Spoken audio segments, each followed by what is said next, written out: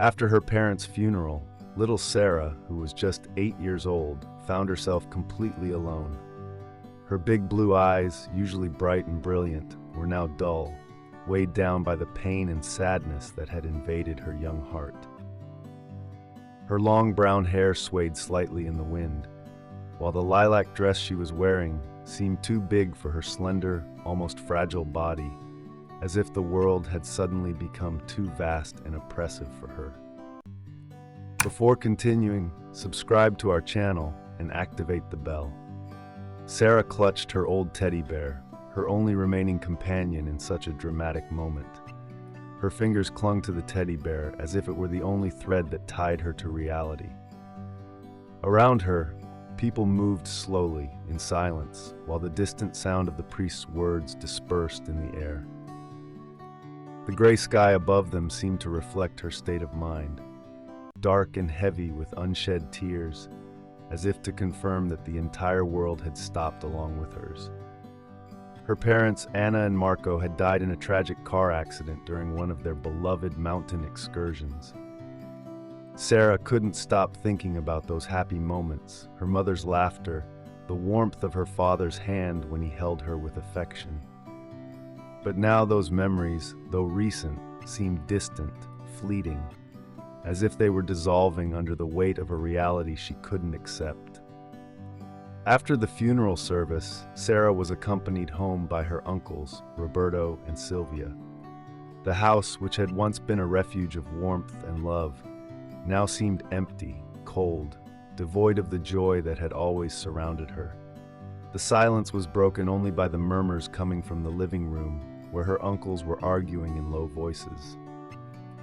Sarah, curious and fearful at the same time, approached cautiously. From the other room, she could clearly hear a heated discussion. "We can't take care of her," Sylvia said, her voice full of frustration. "We have enough problems already. How are we going to handle her too?" Roberto nodded, clenching his fists as if exasperated. "Her father left us in ruins with all those debts, and now we have to take care of his daughter?" Little Sarah stood still, her heart broken. She couldn't fully understand the meaning of those words, but she clearly understood that something was about to change. She felt like she was in the way, a burden that no one wanted. Tears began to roll silently down her cheeks, but she didn't dare make a sound. She didn't want to attract attention. Just when the pain and fear were about to completely overwhelm her, a gentle voice broke through the tumult. It was Marta, a dear family friend, who had always cared for Sarah like a second mother. "Don't worry, honey," Marta said softly. "She'll come live with us. Everything will be fine." Sarah looked up at Marta with gratitude, her heart slightly lifted by that promise. She had never known such pure and selfless love as the one Marta and her husband Giovanni had always offered her.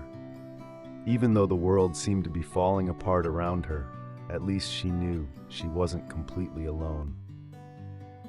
Time passed, and Marta and Giovanni did everything they could to offer Sarah a peaceful and protected life.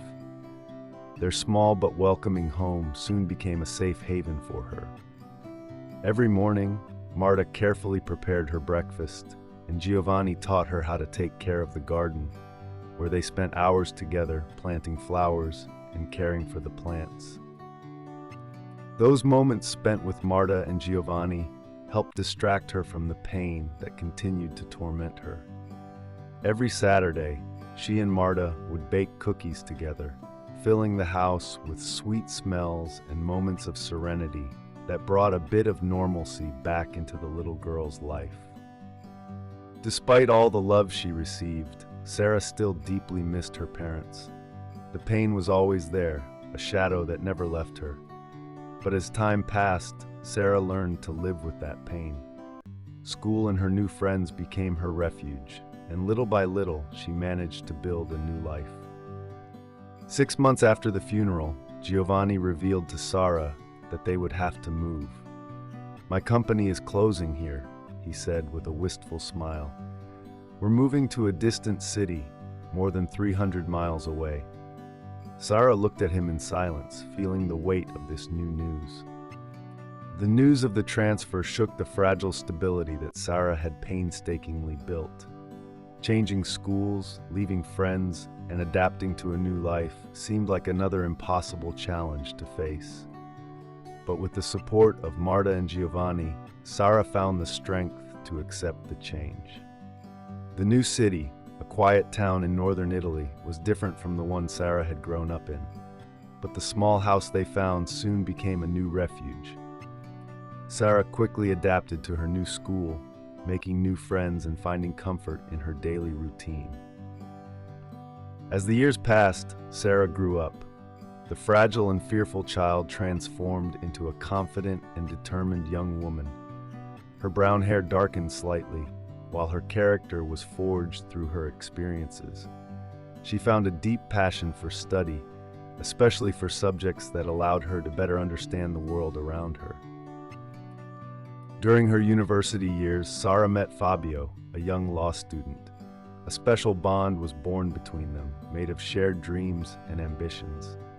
Their relationship, solid and sincere, grew until they built a life together full of projects and hopes. After graduation, Sarah embarked on a career in real estate. Her natural talent for business led her to stand out as one of the best in her field. With determination and hard work, Sarah soon found herself managing major projects and consolidating her success. One day, however, unexpected news came to turn her life upside down again. A plot of land in her hometown, the same one where she had spent her early years, was for sale. She decided to return to close that painful chapter of her past. But what she discovered affected her deeply. The owner of the land was Roberto, the uncle who had abandoned her. Sarah couldn't believe that fate had brought them back together. When she met him, Roberto was no longer the strong and determined man she remembered. He was now an old and sick man, consumed by regrets. "I have no choice," Roberto said, his voice shaking, signing the papers to sell the land. "I'm in debt. This is all I have left." Sarah looked at him for a long time with compassion and kindness. Even though she had suffered because of him, she could not hold a grudge. She felt only pity for the broken man. Back home, Sarah thought deeply about what she had discovered. She talked about it with Fabio, and after much thought, decided to forgive her uncle. "I can't hold a grudge," she told Fabio with a melancholy smile. "I've already wasted too much time living in the past. Now it's time to look forward." So Sarah returned to Roberto, and with a gesture that left him incredulous, tore up the purchase and sale documents before his eyes. "I don't want your land," she told him with firm sweetness. "I want to help you get back on your feet. I'll help you pay your debts." Roberto, taken by surprise, burst into tears, moved by Sarah's gesture. Finally, the past, with all its pain and suffering, could be left behind. Sarah now looked to the future with renewed confidence, surrounded by the people who truly loved her. And as she felt a new life growing inside her, she knew a new chapter was about to begin, one filled with love, hope, and endless possibilities. Did you like this story? Leave a comment below. Thanks for watching the video till the end, and see you next story.